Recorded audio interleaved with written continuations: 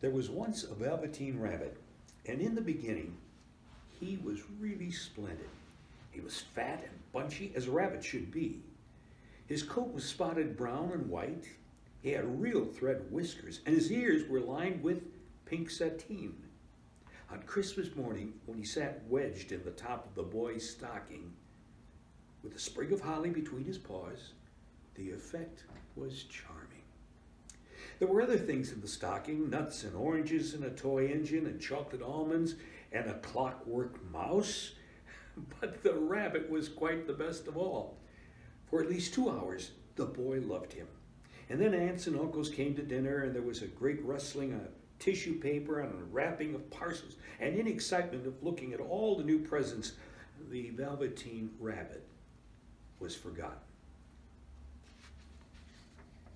For a long time, he lived in the toy cupboard or up on the nursery floor, and no one thought much about him. He was naturally shy, and being only made of Velveteen, some of the more expensive toys quite snubbed him. The mechanical toys were very superior and looked down upon everyone else. They were full of modern ideas and pretended they were real. The model boat, who had lived through 2 seasons and lost most of his paint, caught the tone from them and never missed an opportunity of referring to his rigging in technical terms. The rabbit could not claim to be a model of anything, for he didn't know that real rabbits existed. He thought they were all stuffed with sawdust like himself, and he understood that sawdust was quite out of date and should never be mentioned in modern circles. Even Timothy, the jointed wooden lion, who was made by the disabled soldiers and should have had broader views, put on airs and pretended he was connected with government. Between them, all the poor little rabbit was made to feel himself very insignificant and commonplace, and the only person who was kind to him at all was the skin horse. The skin horse had lived longer in the nursery than any of the others. He was so old that his brown coat was bald in patches and showed the seams underneath, and most of the hairs in his tail had been pulled out to string bead necklaces. He was wise, for he had seen a long succession of mechanical toys arrive to boast and swagger, and by break their mainsprings and pass away. And he knew that they were only toys and would never turn into anything else. For nursery magic is very strange and wonderful, and only those playthings that are old and wise and experienced, like the king horse, understand all about it. "What is real?" asked the rabbit one day when they were lying side by side near the nursery fender before Nana came to tidy the room. "Does it mean having things that buzz inside you and a stick-out handle?" "Real isn't how you are made," said the skin horse. "It's a thing that happens to you. When a child loves you for a long, long time, not just to play with, but really loves you, then you become real." "Does it hurt?" asked the rabbit. "Sometimes," said the skin horse, for he was always truthful. "When you are real, you don't mind being hurt." "Does it happen all at once, like being wound up?" he asked, "or bit by bit?" "It doesn't happen all at once," said the skin horse. "You become. It takes a long time. That's why it doesn't happen often to people who break easily or have sharp edges or have to be carefully kept. Generally, by the time you are real, most of your hair has been loved off, and your eyes drop out, and you get loose in the joints and very shabby. But these things don't matter at all, because once you are real, you can't be ugly, except to people who don't understand." "I suppose you are real?" said the rabbit, and then he wished he had not said it, for he thought the skin horse might be sensitive, but the skin horse only smiled. "The boy's uncle made me real," he said. "That was a great many years ago, but once you are real, you can't become unreal again. It lasts for always." The The rabbit sighed. He thought it would be a long time before this magic called real happened to him. He longed to become real, to know what it felt like. And yet the idea of growing shabby and losing his eyes and whiskers was rather sad. He wished that he could become it without these uncomfortable things happening to him. There was a person called Nana who ruled the nursery. Sometimes she took no notice of the playthings lying about, and sometimes for no reason whatever, she went swooping about like a great wind and hustled them away in cupboards. She called this tidying up. And the playthings all hated it, especially the tin ones. The rabbit didn't mind so much, for wherever he was thrown, he came down soft. One evening, when the boy was going to bed, he couldn't find the china dog that always slept with him. Nana was in a hurry, and it was too much trouble to hunt for china dogs at bedtime. So she simply looked about her, and seeing that the toy cupboard door stood open, she made a swoop. "Here," she said, "take your old buddy. He'll do the sleep with you." And she dragged the rabbit out by one ear and put him into the boy's arms. That night, and for many nights after, the Velveteen Rabbit slept in the boy's bed. At first he found it rather uncomfortable, for the boy hugged him very tight, and sometimes he rolled over on him, and sometimes he pushed him so far under the pillow that the rabbit could scarcely breathe. And he missed, too, those long moonlight hours in the nursery when all the house was silent, and his talks with the skin horse. But very soon, he grew to like it, for the boy used to talk to him and made nice tunnels for him under the bedclothes that he said were like the burrows the real rabbits lived in. And they had splendid games together. In whispers, when Nana had gone away to her supper and left the night light burning on the mantelpiece, and when the boy dropped off to sleep, the rabbit would snuggle down close under his little warm chin and dream, with the boy's hands clasped close round him all night long. And so time went on, and the little rabbit was very happy. So happy that he never noticed how his beautiful velveteen fur was getting shabbier and shabbier, and his tail becoming unsewn, and all the pink rubbed off his nose where the boy had kissed him. Spring came, and they had long days in the garden, for wherever the boy went, the rabbit went too. He had rides in the wheelbarrow and picnics on the grass and lovely fairy huts built for him under the raspberry canes behind the flower border. And once, when the boy was called away suddenly to go out to tea, the rabbit was left out on the lawn until long after dark. And Nana had to come and look for him with the candle, because the boy couldn't go to sleep unless he was there. He was wet through with the dew and quite earthy from diving into the burrows the boy had made for him in the flower bed. And Nana grumbled as she rubbed him off with a corner of an apron. "You must have your old bunny," she said. "Fancy all that fuss for a toy." The boy sat up in bed and stretched out his hands. "Give me my bunny," he said. "You mustn't say that. He isn't a toy. He's real." When the little rabbit heard that, he was happy, for he knew that what the skin horse had said was true at last. The nursery magic had happened to him, and he was no longer a toy. He was real. The boy himself had said it. That night, he was almost too happy to sleep. So much love stirred in his little sawdust heart that it almost burst.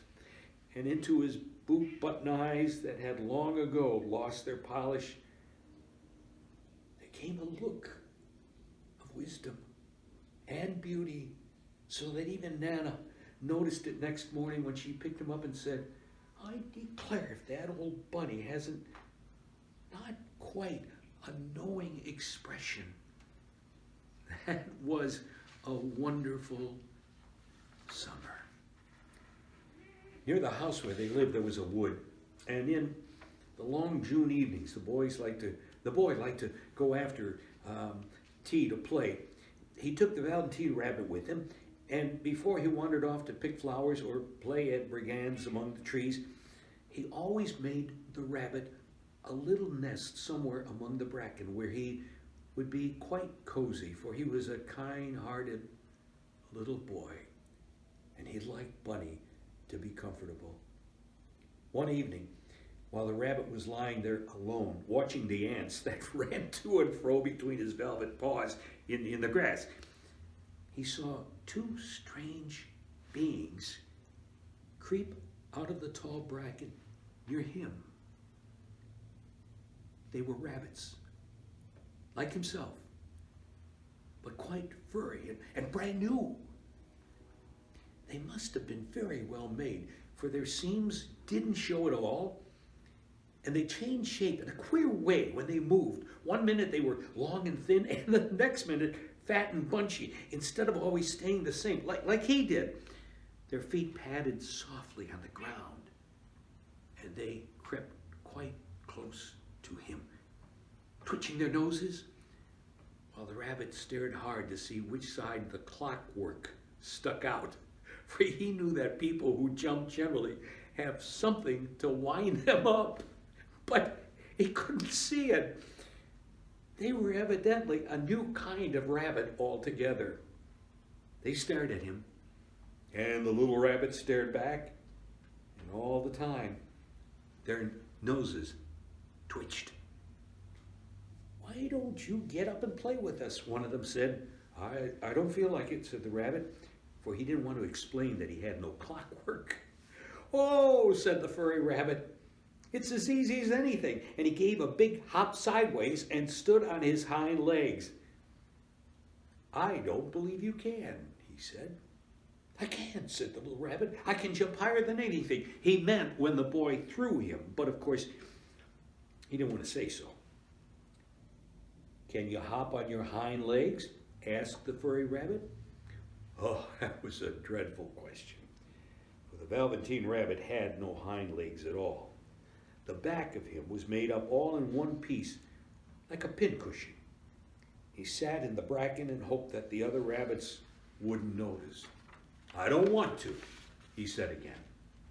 But the wild rabbits have very sharp eyes, and this one stretched out his neck and looked. "He hasn't got any hind legs," he called out.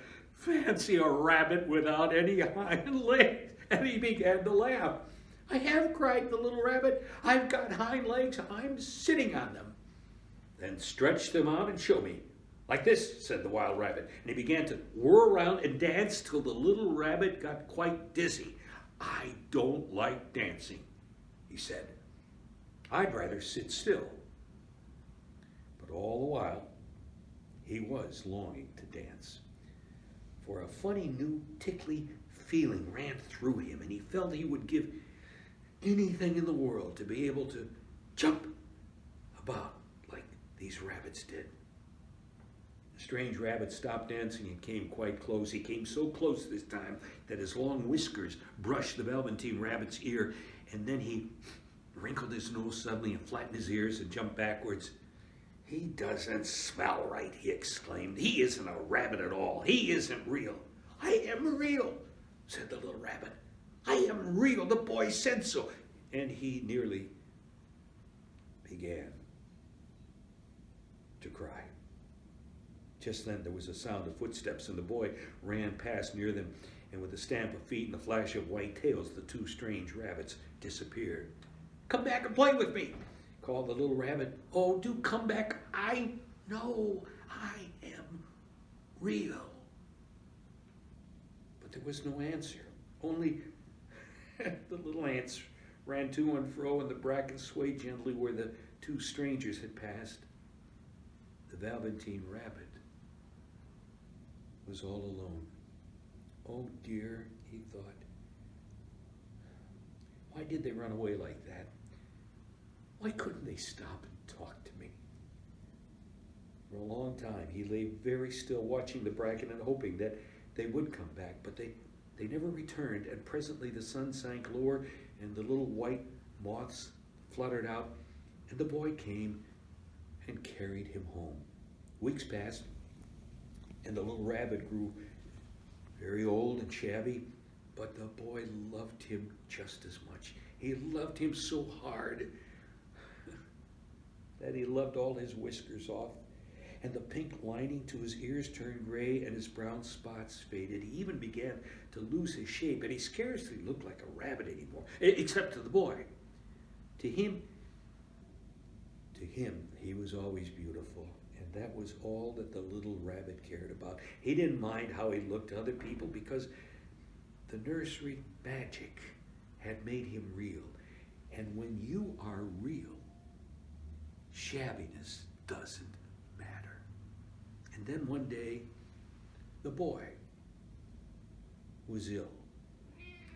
His face grew very flushed, and he talked in his sleep, and his little body was so hot that it burned the rabbit when he held him close. Strange people came and went in the nursery, and a light burned all night, and through it all the little Velveteen Rabbit lay there, hidden from sight under the bedclothes, and he never stirred, for he was afraid that if they found him, someone might take him away, and he knew that the boy needed him. It was a long, weary time, for the boy was too ill to play, and the little rabbit found it rather dull, with nothing to do all day long, but he snuggled down patiently and looked forward to the time when the boy should be well again. And they would go out in the garden amongst the flowers and butterflies and play splendid games in the raspberry thicket like they used to. All sorts of delightful things he planned, and while the boy lay half asleep, he crept out close to the pillow and whispered them in his ear. And presently the fever turned, and the boy got better. He was able to sit up in bed and look at picture books while the little rabbit cuddled close at his side. And one day, they let him get up and dress. It was a bright sunny morning, and the windows stood wide open. They had carried the boy out to the balcony, wrapped in a shawl, and the little rabbit lay tangled up among the bedclothes thinking. The boy was going to the seaside tomorrow. Everything was arranged, and now it only remained to carry out the doctor's orders. They talked about it all while the little rabbit lay under the bedclothes with just his head peeping out. And listen, the room was to be disinfected, and all the books and toys that the boy had played with in bed must be burned. Hurrah, thought the little rabbit. Tomorrow we shall go to the seaside, for the boy had often talked of the seaside, and he wanted very much to see the big waves coming in, and the tiny little crabs, and the sandcastles.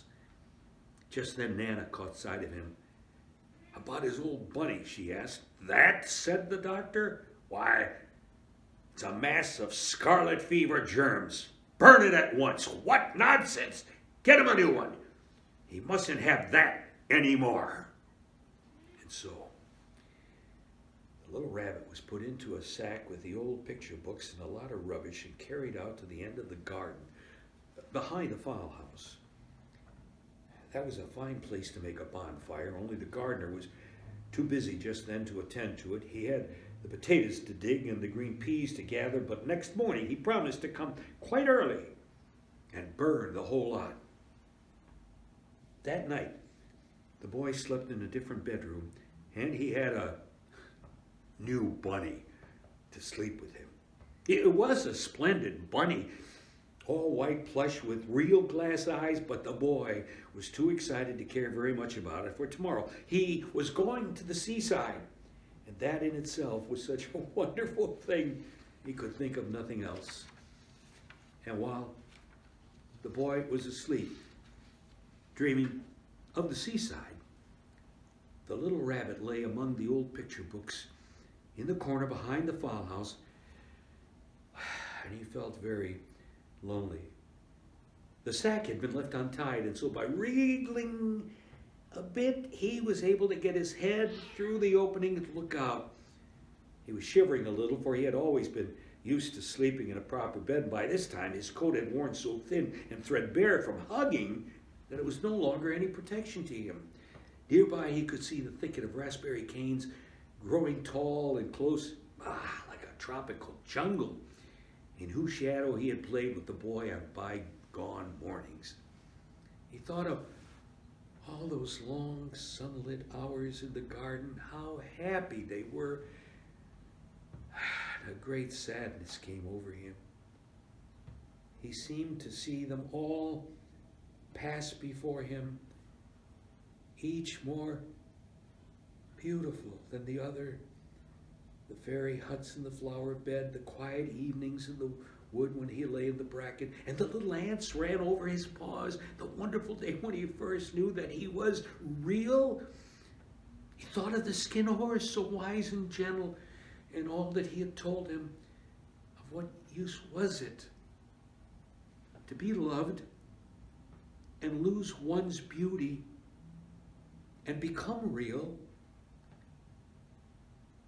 if it all ended like this? And a tear, a real tear, trickled down his little shabby velvet nose and fell to the ground. And then a strange thing happened. For where the tear had fallen, a flower grew out of the ground, a mysterious flower, not at all like any that grew in the garden. It had slender green leaves, the color of emeralds, and in the center of the leaves a blossom like a golden cup. It was so beautiful that that little rabbit forgot to cry and just lay there watching it. And presently the blossom opened, and out of it there stepped a fairy. She was quite the loveliest fairy in the whole world. Her dress was of pearl and dewdrops, and there were flowers round her neck and in her hair, and her face was like the most perfect flower of all. And she came close to the little rabbit and gathered him up in her arms and kissed him on his velveteen nose. That was all damp from crying. "Little rabbit," she said, "don't you know who I am?"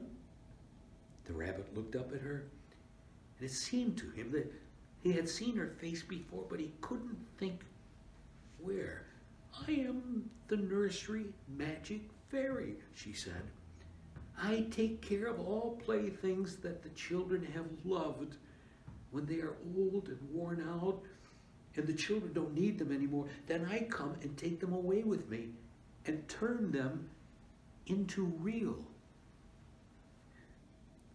"Wasn't I real before?" asked the little rabbit. You were real to the boy," the fairy said, "because he loved you. Now you shall be real to everyone." And she held the little rabbit close in her arms and flew with him into the wood. It was light now, for the moon had risen. All the forest was beautiful, and the fronds of the bracken shone like frosted silver. In the open glade between the tree trunks, the wild rabbits danced with their shadows on the velvet grass. But when they saw the fairy, they all stopped dancing and stood round in a ring to stare at her. "I've brought you a new playfellow," the fairy said. "You must be very kind to him and teach him all he needs to know in Rabbitland, for he's going to live with you forever and ever." And she kissed the little rabbit again and put him down on the grass. "Run and play, little rabbit," she said. But the little rabbit sat quite still for a moment and never moved, for when he saw all the wild rabbits dancing around him, he suddenly remembered about his hind legs, and he didn't want them to see that he was made all in one piece. He did not know that when the fairy kissed him that last time, she had changed him altogether, and he might have sat there a long time, too shy to move, if just then something hadn't tickled his nose, and before thought what he was doing, before he thought what he was doing, he lifted his hind toe to scratch it. And he found that he actually had hind legs. Instead of dingy velveteen, he had brown fur, soft and shiny. His ears twitched by themselves, and his whiskers were so long that they brushed the grass. He gave one leap, and the joy of using those hind legs was so great that he went springing about the turf on them, jumping sideways and whirling round as the others did. And he grew so excited that when at last he did stop to look for the fairy, she had gone. He was a real rabbit at last, at home with the other rabbits. Autumn passed, and winter, and in the spring, when the days grew warm and sunny, the boy went out to play in the wood behind the house. And while he was playing, two rabbits crept out from the bracken and peeped at him. One of them was brown all over, but the other had strange markings under his fur, as though long ago he had been spotted, and the spots still showed through. And about his little soft nose and his round black eyes, there was something familiar. So that the boy thought to himself, why, he looks just like my old bunny that was lost when I had scarlet fever. But he never knew that it really was his own bunny, come back to look at the child who had first helped him to be real.